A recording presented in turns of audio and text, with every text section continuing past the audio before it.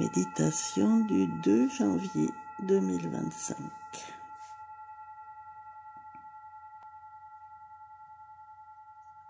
Nous respirons paisiblement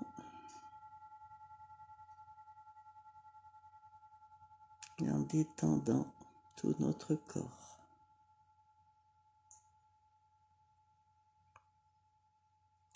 Et en nous connectant tour à tour aux 4 réseaux que nous connaissons bien maintenant.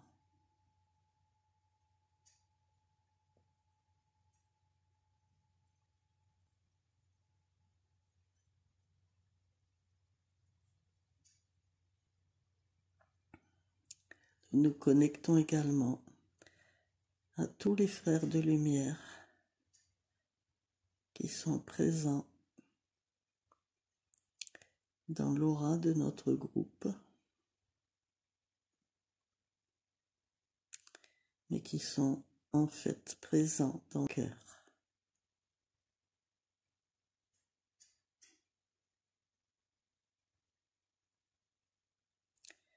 Nous sommes conscients d'être connectés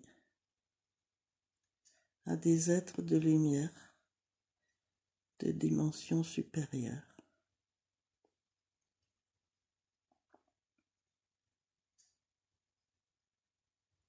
Qui vont nous inspirer, nous illuminer, nous éveiller par leur propre rayonnement, par leur propre vibration,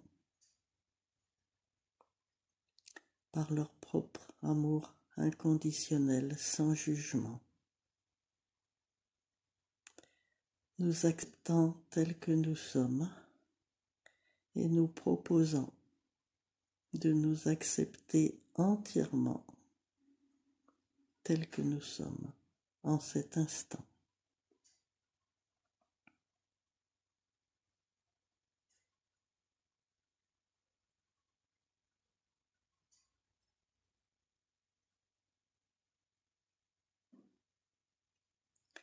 Nous pouvons ressentir un flux de joie, de paix, de gratitude et de tolérance descendre dans notre couronne et rayonner dans tous nos corps, dans tout notre groupe, dans tout notre œuf de lumière. De la même manière, par nos pieds, jaillit le grand geyser de notre soleil mère au centre de la planète, qui nous inonde de douceur, de joie, de créativité et de confiance.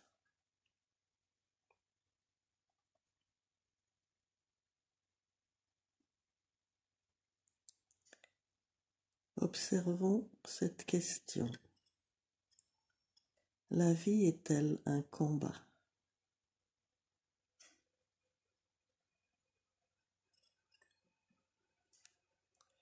Nous constatons par exemple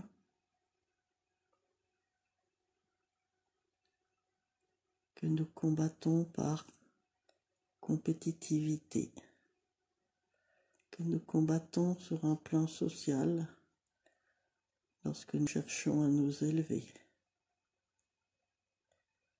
et surtout que nous combattons lorsque nous avons une pathologie telle que le cancer. Il est tellement classique de dire il faut se battre contre le cancer, contre toute maladie chronique, grave ou moins grave.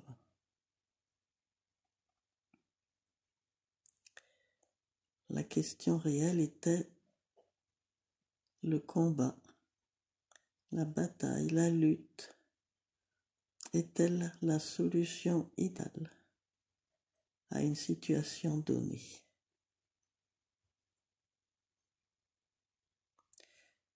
nous constatons généralement que le cancer n'est pas éradiqué par la bataille. Il est nécessaire d'adjoindre d'autres solutions.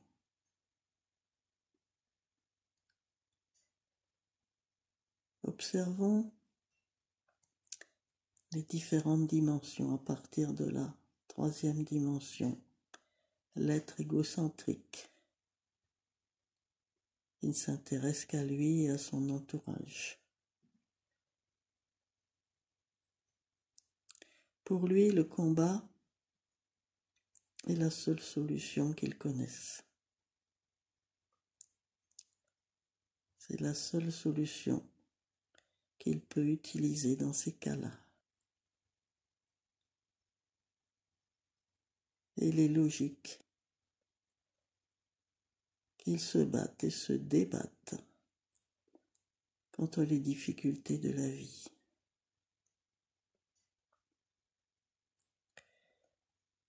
L'être altruiste, quatrième dimension, qui rayonne, qui s'intéresse aux autres mais qui se respecte, est déjà dans des solutions intermédiaires selon les situations. Et c'est seulement lorsqu'il s'élève au niveau psychique, au niveau des fréquences vibratoires du niveau psychique, que le combat devient dérisoire et inutile, et qu'il accède à des outils, à des moyens, à des états vibratoires lumineux qui transcendent les problèmes. Nous allons comparer la vie incarnée au grand œuvre alchimique.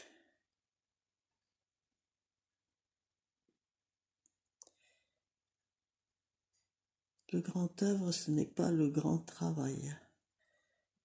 Nous avons à œuvrer sur nous-mêmes pour nous sculpter, nous dégrossir, nous alléger, nous illuminer. Le grand œuvre alchimique se fait d'abord en 3 étapes. L'œuvre au noir, qui est effectivement une étape de combat,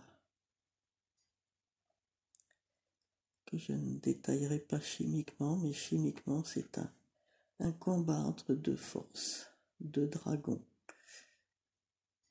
des métaux, des acides. L'œuvre noire qui correspond à la grotte de Russie, qui est en fait un passage nécessaire pour commencer une œuvre de transformation.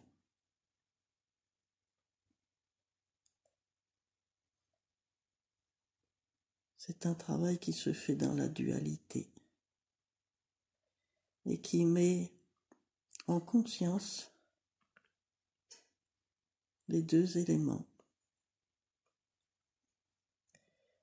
auxquels s'adjoint un 3e, puisqu'il y a le soufre, le sel et le mercure. Mais l'un des 3 est un catalyseur de la bataille. Ensuite, c'est l'œuvre au blanc. L'œuvre au blanc qui se prépare dans les grottes intermédiaires, mais qui s'achève dans la grotte du Japon. L'œuvre au blanc, c'est la mise en lumière. C'est l'intervention déjà d'un amour intense.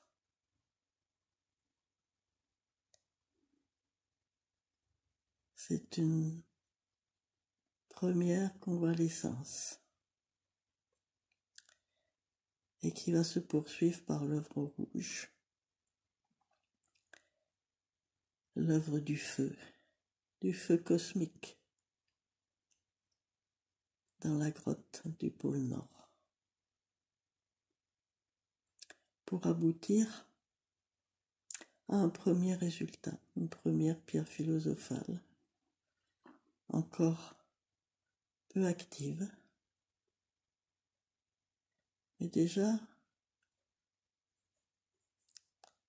une première phase de transmutation, c'est-à-dire d'élévation de l'état fréquentiel de la personne quand on l'applique à l'évolution dans l'éveil de conscience. Et cette première étape du grand œuvre devra être suivie de 3 multiplications, c'est-à-dire qu'à chaque multiplication, il y aura à nouveau un passage par l'œuvre noire, l'œuvre blanc, l'œuvre rouge. De plus en plus rapide, de plus en plus intense, de plus en plus divine.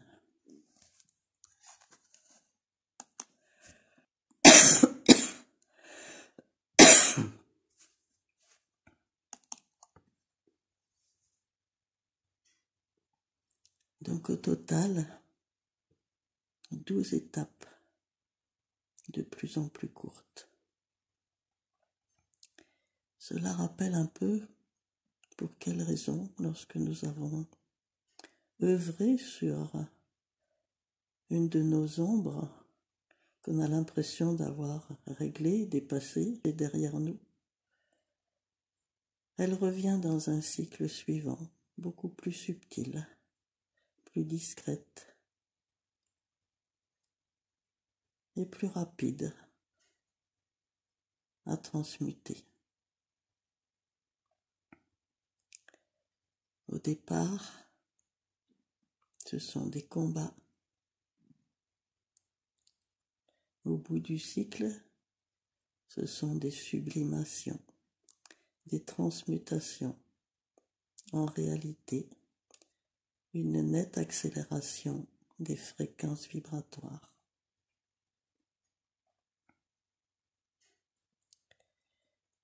Si nous voulons œuvrer sur nos ombres émotionnelles, il n'est pas juste de penser que à la colère s'oppose le courage, à la tristesse s'oppose la joie, à la peur s'oppose la confiance. Ça, c'est ce que l'on pense quand on est dans le règne de la dualité.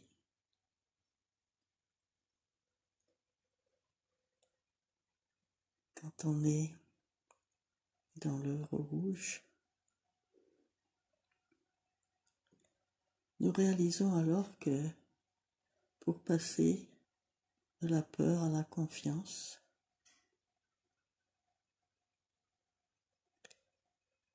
c'est d'une accélération de la fréquence dont nous avons besoin. La confiance est faite de la même énergie que la peur, mais vibrant à une fréquence beaucoup plus lumineuse. Et c'est le cas pour toutes les transmutations de nos émotions. Alors, lorsqu'on est déjà un peu avancé sur le chemin de l'éveil,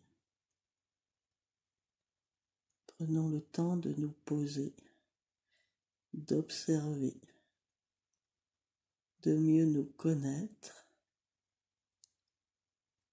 de laisser notre mental de côté lorsque nous nous posons la question: de quelle manière vais-je aborder cette ombre, cette tristesse, cette colère, cette peur, cette jalousie, cette haine, etc.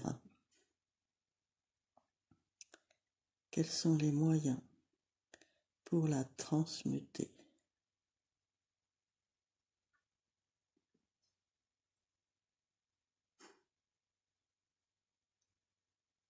Quels sont les moyens pour me faire plus confiance, me respecter, être bienveillant envers moi.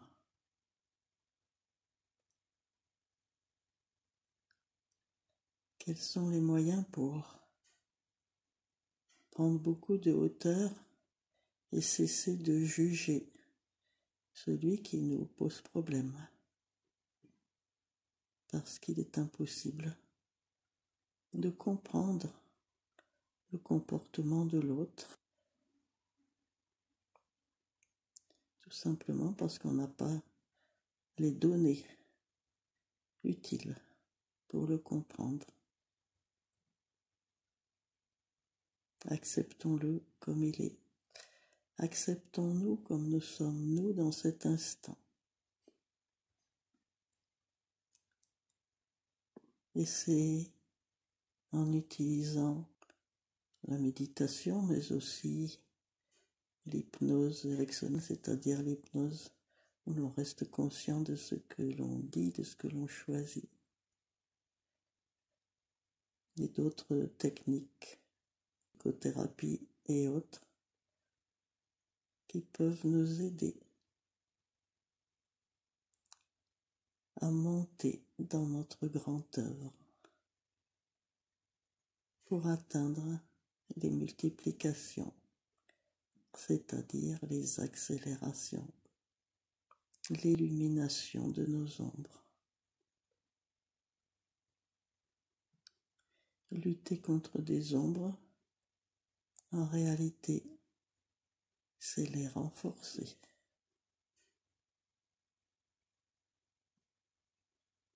Utiliser leur énergie comme bienvenue pour les illuminer et les transformer en autre chose. C'est le grand œuvre des pèlerins désireux d'éveiller leur conscience.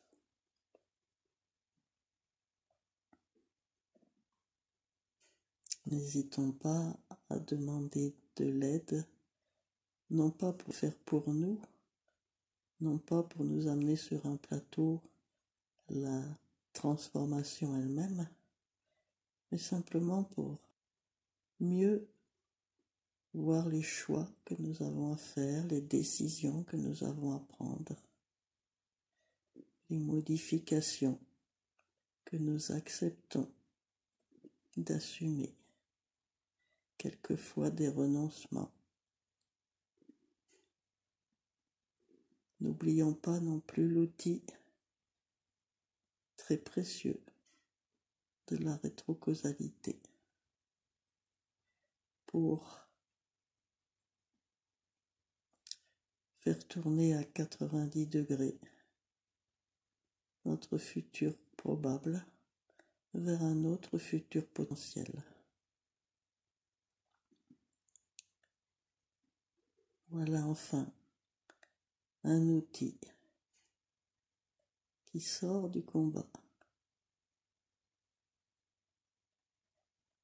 On projette dans un présent futur le résultat que l'on a besoin d'obtenir et on fait confiance, on lâche prise, on oublie carrément de se battre et on vit intensément chaque instant dans la gratitude de tout ce qui nous est enseigné, de toute l'aide que l'on reçoit.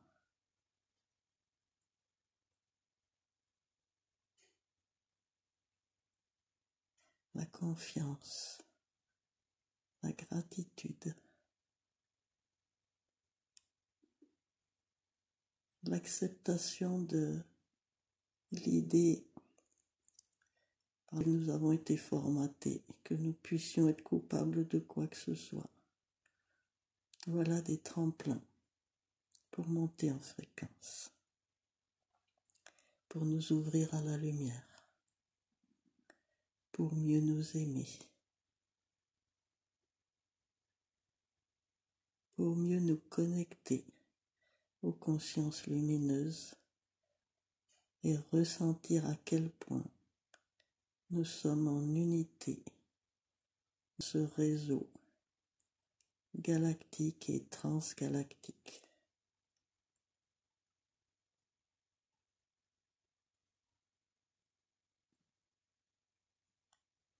Ce réseau qui nous apporte, si nous y ouvrons, toute l'énergie nécessaire pour pratiquer les multiplications sur nos œuvres intimes.